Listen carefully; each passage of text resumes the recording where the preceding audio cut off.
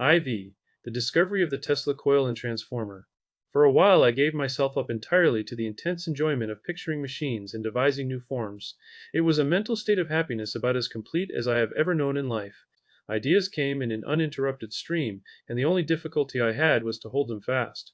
The pieces of apparatus I conceived were to me absolutely real and tangible in every detail, even to the minute marks and signs of wear.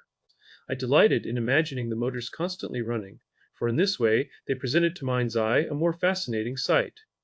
When natural inclination develops into a passionate desire, one advances towards his goal in 7 league boots. In less than 2 months I evolved virtually all the types of motors and modifications of the system which are now identified with my name. It was, perhaps, providential that the necessities of existence commanded a temporary halt to this consuming activity of the mind.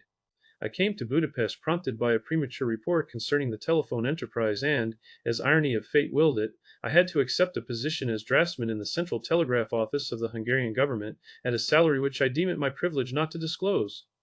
Fortunately, I soon won the interest of the inspector-in-chief, and was thereafter employed on calculations, designs, and estimates in connection with new installations, until the telephone exchange was started, when I took charge of the same. The knowledge and practical experience I gained in the course of this work was most valuable, and the employment gave me ample opportunities for the exercise of my inventive faculties. I made several improvements in the central station apparatus, and perfected a telephone repeater or amplifier which was never patented or publicly described, but would be creditable to me even today. In recognition of my efficient assistance, the organizer of the undertaking, Mr. Rundus Puskas, upon disposing of his business in Budapest, offered me a position in Paris which I gladly accepted. I never can forget the deep impression that Magic City produced on my mind. For several days after my arrival I roamed through the streets in utter bewilderment of the new spectacle. The attractions were many and irresistible, but, alas, the income was spent as soon as received. When misreceived. Puskas asked me how I was getting along in the new sphere. I described the situation accurately in the statement that the last 29 days of the month are the toughest.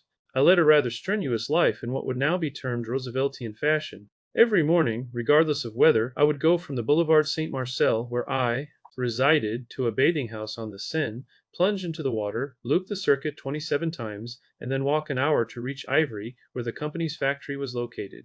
There I would have a woodchopper's breakfast at 7:30, and then eagerly await the lunch hour, in the meanwhile cracking hard nuts for the manager of the works, Mr. Charles Batchelor, who was an intimate friend and assistant of Edison. Here I was thrown in contact with a few Americans who fairly fell in love with me because of my proficiency in billiards. To these men I explained my invention, and one of them, Mr. D. Cunningham, foreman of the mechanical department, offered to form a stock company. The proposal seemed to me comical